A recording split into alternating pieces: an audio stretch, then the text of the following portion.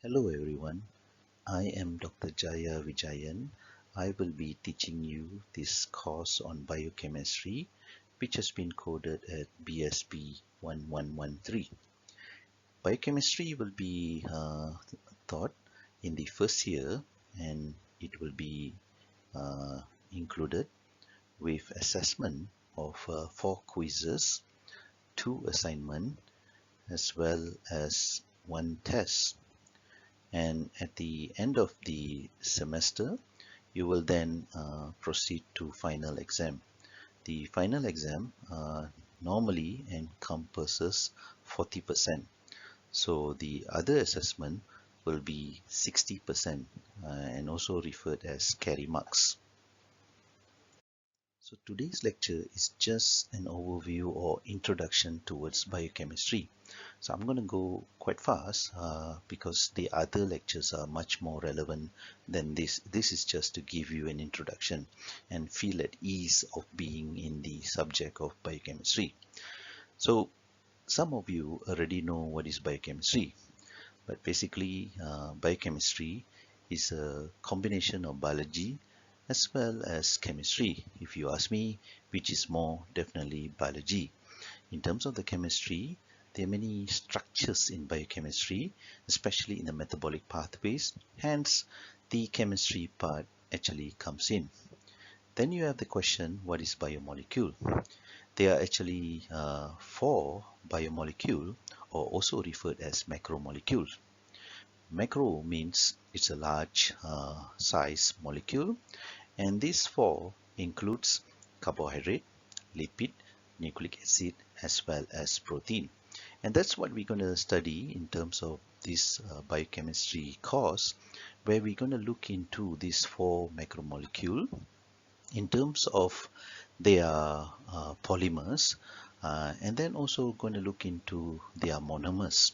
The monomers are put together and eventually they will form the polymers. For instance, amino acid is the monomer for protein. Once you put together the amino acids, various types of amino acids sometimes, and therefore it will lead to protein or polypeptide. So I'm going to start straight away in terms of how to study biochemistry. In fact, how to answer for biochemistry question as well. I'm going to start with do's and then going to look into don'ts. I'm not sure whether this is the most ideal way to actually study biochemistry and followed by answering biochemistry question. Perhaps I have prepared this because looking at previous years of my teaching and assessment, there's been some gap or issues in answering biochemistry questions. Uh, in terms of the do's, you do not need to learn every step of the biochemical pathway. Some people get really scared of biochemical pathways, especially those which are complex. But look into the important ones. When I say important, ignore all the non important. Important means important structures. There are certain structures perhaps you need to uh, get to know, but not yet to memorize. Then you also have terms. You will see there are many terms even in this lecture, such as metabolism, anabolism, catabolism. All these terms are something that you need to get used to, or the language of biochemistry itself. And talking about language of biochemistry, there's also these intermediates. You may not get this language or these words in other courses. Maybe it is very specific to this course itself. Intermediates are, you have pathways. You have something that comes into the pathway, which is called starting material or precursor. Then it goes down to the last step or last product. So it's called product. And then in between, there are many steps which has, they call it reaction step with enzymes in between. And these are the steps that end up with the product are called intermediates. So you have to know these terms, but not all the intermediates that you have to remember. Then you also look into steps. Not all reaction steps you can memorize or recall in exam. So you just recall or state the important steps. In fact, there are also key regulatory steps which are having key regulatory enzyme. When you disturb this enzyme, either inhibit or activate, they actually have a role in the whole pathway. When you inhibit, the whole pathway is actually halted, or if you activate this enzyme, the pathway then progresses much better. So these are the enzyme that will be regulated to control the whole pathway. So you need to know them as well.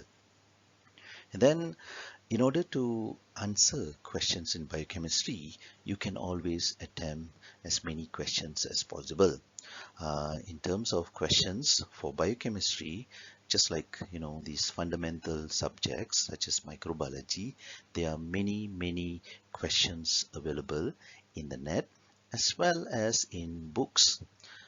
In terms of the final exam questions for BSB 1113, it is also available in the library, but there's no answers accompanied with it.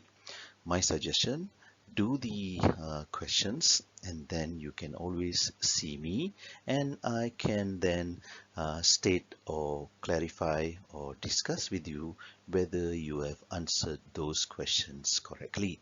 But I am not given the clearance or what do you call uh, not given authority to give you the answers, the model answers. Then we have also the don'ts. I am very sure that none of you can actually memorize the whole pathway. Maybe you can one or two pathways, but not entirely some 10 to 12 pathways, right from the reaction steps up to the enzyme and even the structures and the changes happening to these structures in every step. I will demonstrate this complicated or complexity of a particular enzyme by taking citric acid cycle as an example in another lecture. And then if you have anything you are not clear in my lecture, obviously you can always refer to reference books. There are many reference books available in the library and you can always take them up and then look at it in terms of a particular term that you do not understand. For instance, if you want to know about say complex 5 of electron transport chain, or they call it also ATP synthase. The best way is to not read it like a storybook, but rather go to the title keyword that is found in any book at the back, glossary, and then look at the page and hopefully the keyword is there, and then you go to the page number where that particular topic, and then you read it rather than start from chapter 1 up to chapter 20. I am very sure you can have quite a difficult time if you do the way from chapter 1 to chapter 20 for biochemistry, but rather go to that particular page. In fact, you don't even have to get a book for biochemistry, because if you just Google if any keyword relevant to biochemistry, you will see many references are available in the net. Then you have this slide referring to integration. Integration, you see some pathways that we study will have integration, definitely will have integration with another pathway. They do not stand alone. So for instance, you have glycolytic pathway, which then goes into the citric acid cycle. So that's integration. It's a bit difficult sometimes in studying biochemistry, where you look into one pathway and then it is mentioned that it's integrating to a pathway which you have not even learned yet. And then you go to that pathway, it talks back about the pathway that you have learned quite some time. What I can say is there is at the end of this course itself, there is one more topic that looks into integration of all the pathway. Well, actually most of the pathway. There, because the example taken is on human, therefore a bit strange how to integrate pathways which are found in human to be with photosynthesis. So there is limitation as well. Okay, but at least you will have some idea how the pathways are integrated, and also how the hormones and key regulatory enzyme are playing a role in integrating or stop and go and controlling the pathways. Then you have this another point that I am worried in terms of the don'ts. Please do not leave. I will again and again advise you that do not leave any question unanswered. You'll be surprised. You will say that normally you are not the person likely to leave any question unanswered. But in biochemistry, the question could be so difficult that you will just give up and do not answer. But I can tell you, if you can state some answer which is very close or almost close to the question, not necessarily accurate, do not be shy in putting the answer. And if you just put anything, I will give some what I call mercy mark. Okay, and these mercy marks are really important in order to build the grade, will determine the grade that you will score. So please do not leave any question unanswered, no matter how difficult the question is. So now we go into the, the main or the core of this lecture itself. Basically, is introducing to you on the biochemistry. Now we look at the concepts of biochemistry, the key concept. I'm not going to touch every single statement here, but just want to know that there are some concept that you need to know. For instance, in the cell, there are organelles, and there's also cytoplasma. There are some biochemical pathway are known to be happening in cytoplasma. Normally, pathways which are happening in cytoplasma are those known as synthesis or biosynthesis pathways.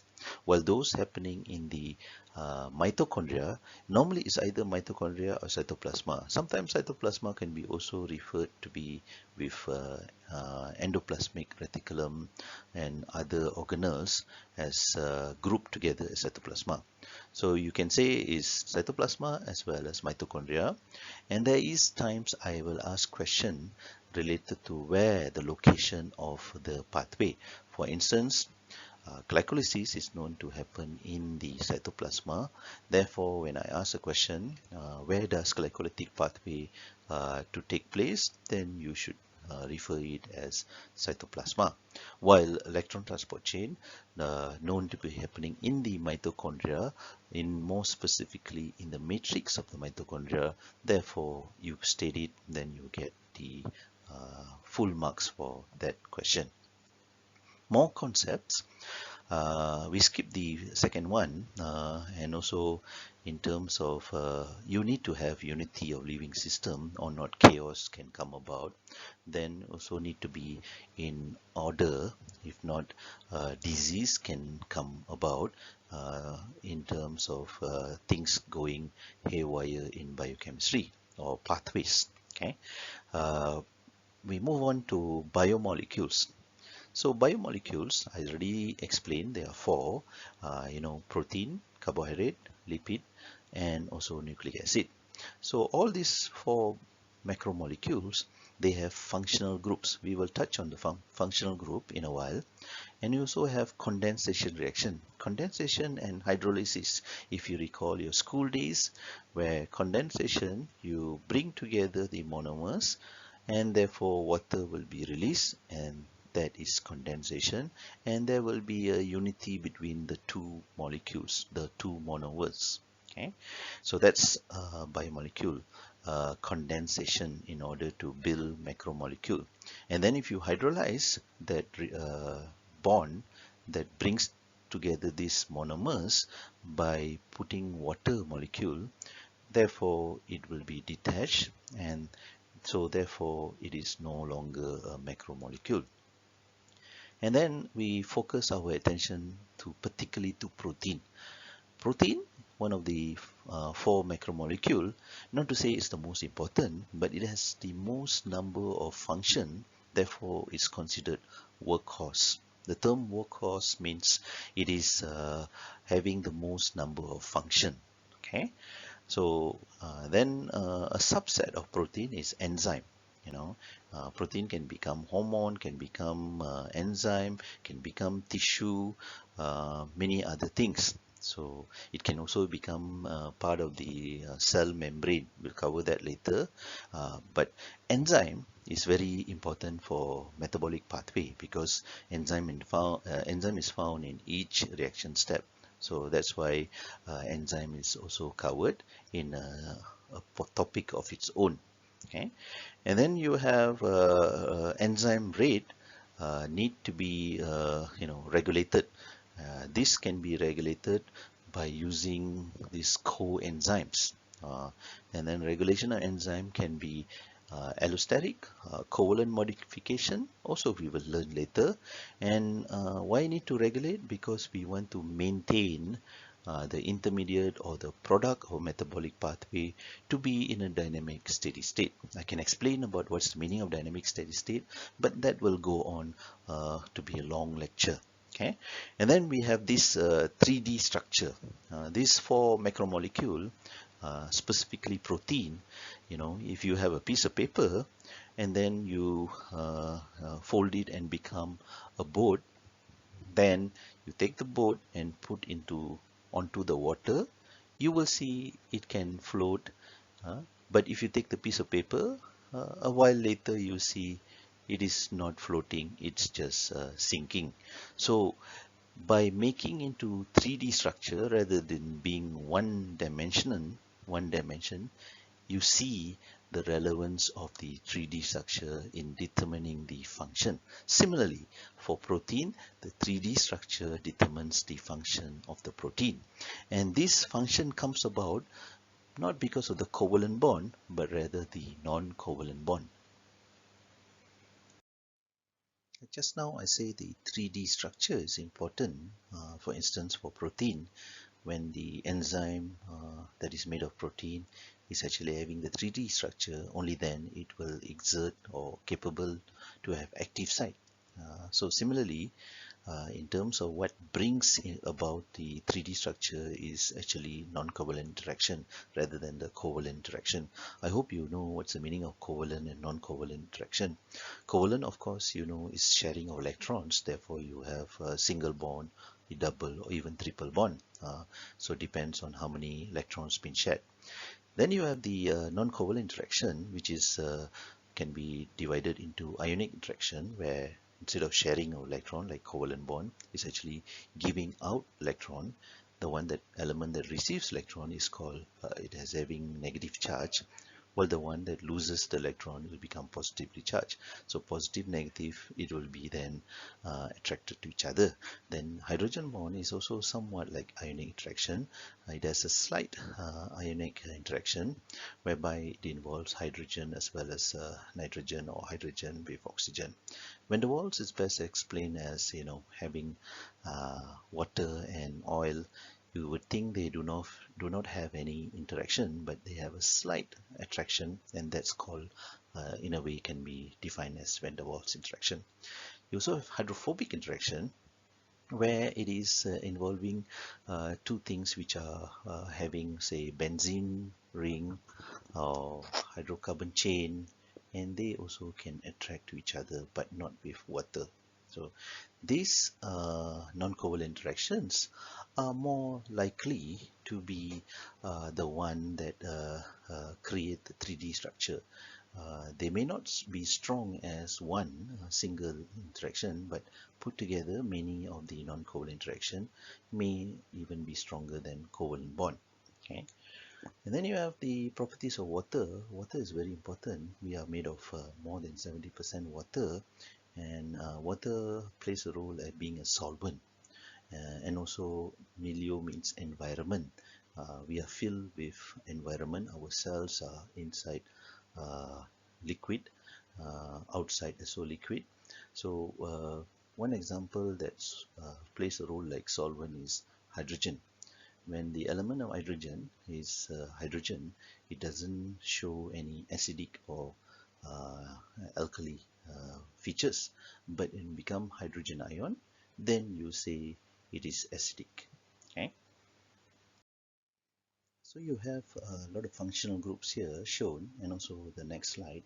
The functional group play a role in either of the four macromolecules.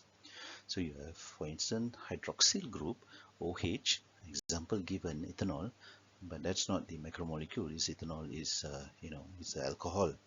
But basically, OH is found in carbohydrate, protein, nucleic acid, lipid. In terms of carbohydrate, the more the OH is found, the more water soluble it becomes. So it determines the solubility. So the same thing with other macromolecule. In fact, a lot of sugars have this OH group. Okay. Then you have carbonyl. Carbonyl important in, say, carbohydrate to show whether the sugar is a ketone or aldose or aldehyde. Okay. And then you have this carboxyl group. Fatty acid will have the COOH at the end of fatty acid, at the end of the hydrocarbon chain. Therefore, it will determine whether it is acidic or not by being a donor of hydrogen. It's also important in amino acid, where on the left and right flank of the amino acid structure there is carboxyl, and the other side is amino group. There are more functional group here. You have the sulfurhydryl. This sulfurhydryl has this SH. This SH is found in particularly in one of the 20 amino acid, that is cysteine, as shown there. And these two cysteine, neighboring cysteine, can interact and join together, become SS or thiol bridge or disulfide bond, they call it. So it's very crucial in forming the play a role in the 3D structure of protein. We will see that later in the lecture of protein. Then you have phosphate.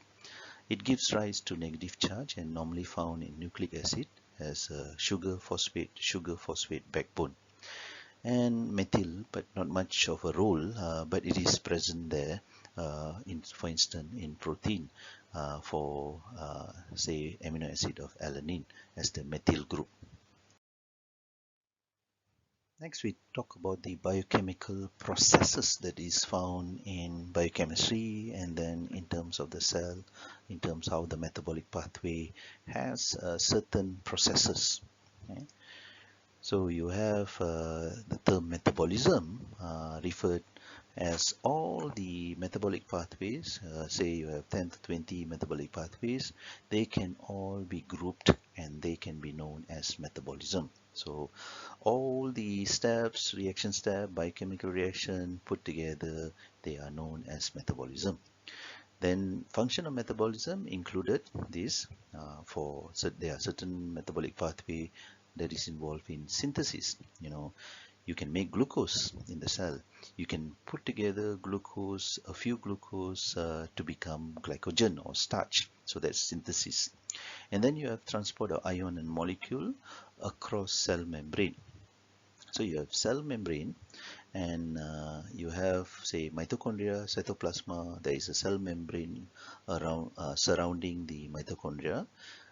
Things that happen in the mitochondria once it is released, for instance ATP, it needs to be brought to the cytoplasma area and it has to travel through the cell membrane. And ATP, for instance, need to be coming out to cytoplasma. Unfortunately, certain things cannot pass through the cell membrane. We'll discuss that in a while. Then you have force and movement, which requires energy. Without energy, there is no force and movement. And then all this metabolic pathway, after a while, there will be waste. For instance, glucose will be oxidized to the max, become carbon dioxide and water. They will become the waste. So what happens to the waste? The whole idea of certain metabolic pathway in our body, in the cell, is to generate energy. And energy is important. Energy is the capacity to do work. And energy is actually measured in terms of ATP. And then the fuel that is required to make this ATP, glucose, and when it is not in free form, it will be kept in glycogen. And sometimes even fat can be turned into glucose, or fat itself become lipid or fatty acid, and it can be oxidized to give ATP. So that is referred as redox reaction. Redox is basically glucose loses electron, become an intermediate, and that intermediate loses electron. These electron which are lost has high energy. So the losing of electron is reduction, and then the losing of electron is oxidation. The high energy electron which goes to say ADP or NAD or FAD, they are referred as reduction. So in any metabolic pathway, there could be any catabolic metabolic pathway could have oxidation and reduction, and that is referred as redox. For now, don't bother. You will understand this when we go through glycolytic pathway or citric acid cycle. But everything that comes in terms of energy originate from sun, because sun harvest the energy is harvested by green plants through photosynthesis, and then they will transfer the energy when animal consume plants and you consume animal, it gets transferred that way. So that's why the sun is the ultimate source of energy. So I'm going to go a bit faster now, so I'm not going to explain in thorough. Basically, metabolism, as I referred, is all the reaction coming together with enzyme, so that makes it metabolism. Okay. Then these two terms, anabolism or anabolic, as well as catabolic. Pathways are plenty. Some can be referred as anabolic. Anabolic means something which is small become bigger. For instance, you can take 2 carbon become 6 carbon glucose. So in the making of glucose, or carbon dioxide, photosynthesis, you become glucose. Then glucose put together with glycosidic bond become glycogen or starch. So these are referred as biosynthetic or anabolic pathway. Then the other term, which is catabolic pathway, is glucose oxidized in the cell to become finally carbon dioxide and water. So from 6 carbon become 1 carbon.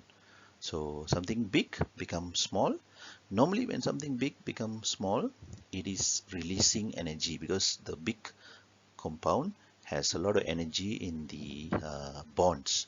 So it becomes carbon dioxide. Where does the energy go? Energy cannot be destroyed.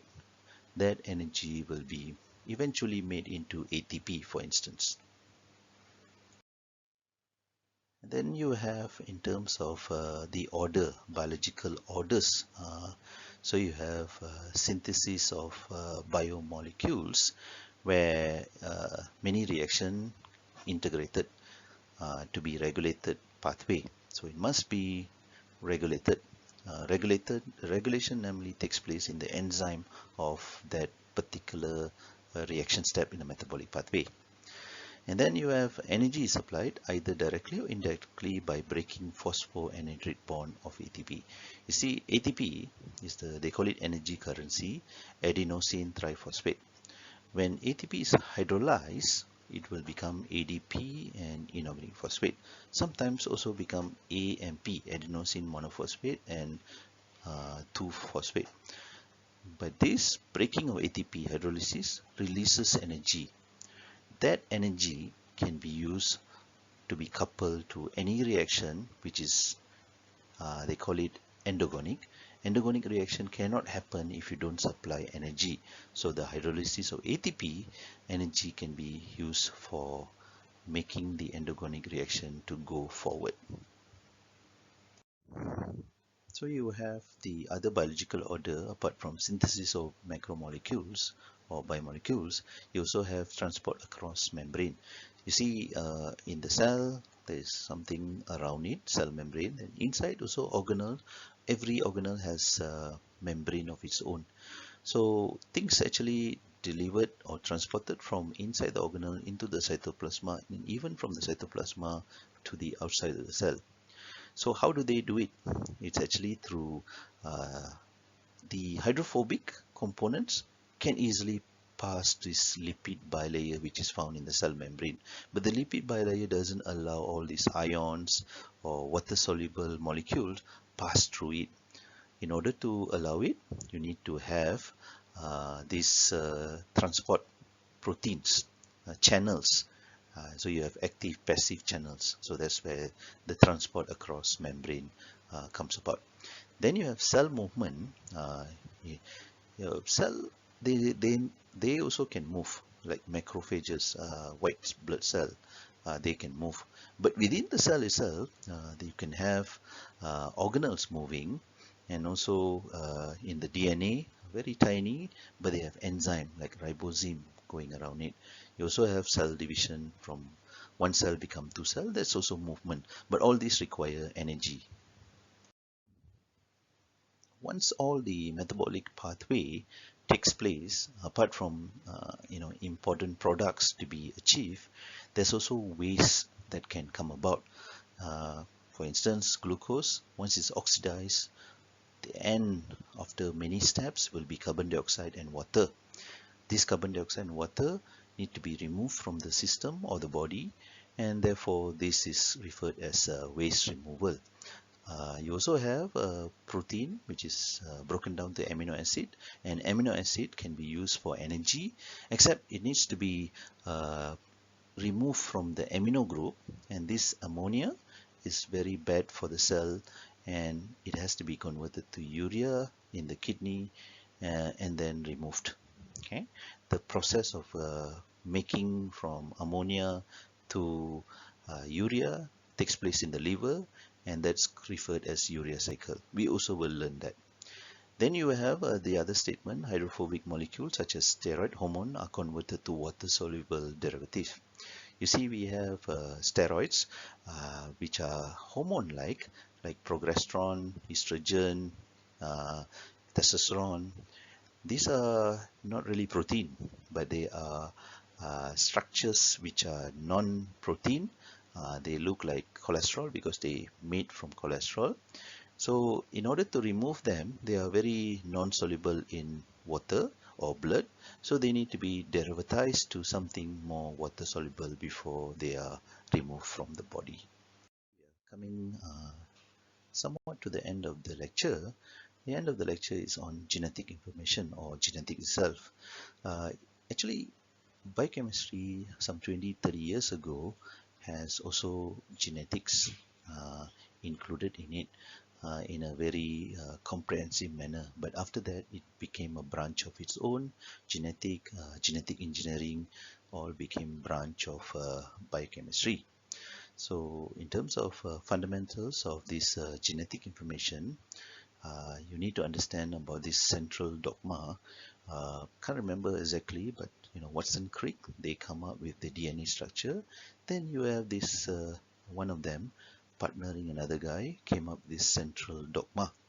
So this central dogma is all about DNA. DNA is a double-stranded, and become RNA, single-stranded, and from RNA it'll become protein. So, and then there's a process, transcription, translation. So from DNA to protein, and that's basically central dogma. So here you see the central dogma that I was referring to in much detail. Then you have the first process, transcription, from DNA to RNA. RNA got three: mRNA, tRNA, rRNA, but this one, DNA to RNA, is mRNA. Then you have translation, where the mRNA will be uh, bound to the rRNA, and then the tRNA come, and then you have amino acid become like a chain, become protein. So that's information flow of the central dogma. So here, just to focus on transcription process itself, where you can see within the nucleus you have the double-stranded DNA where it breaks at a certain location. Then comes the protein RNA polymerase to actually build the mRNA by using the template, one of the template of the DNA, with the use of RNA nucleotides. RNA nucleotides only differ from the DNA nucleotides in terms of the uracil. Then this mRNA will have a poly A adenosine, mini adenosine at the end, which you can then, like a tail, swim through, go out to the cytoplasma. Here we come to the end of the lecture, and here I just want to give you a YouTube video which gives you information relevant to this lecture as well as biochemistry as a whole. Then I also give you a student activity. By right, we should be in a classroom and having this activity where you deliberate with your other members and then go in front of the class and then present the answer. Unfortunately, we may not be able to do that, but please just look into it. What would be your answer if I ask the biochemistry that you are learning? Is it any relevance to second year, third year, or so on? Is there any relevant to, say, the subject of microbiology, industrial microbiology? Okay. Um, what about after you have finished the degree, when you go out to your career, your work? Does biochemistry give you the fundamental understanding to perform your job? So these two questions are relevant to that. Okay, thank you. This is the first lecture.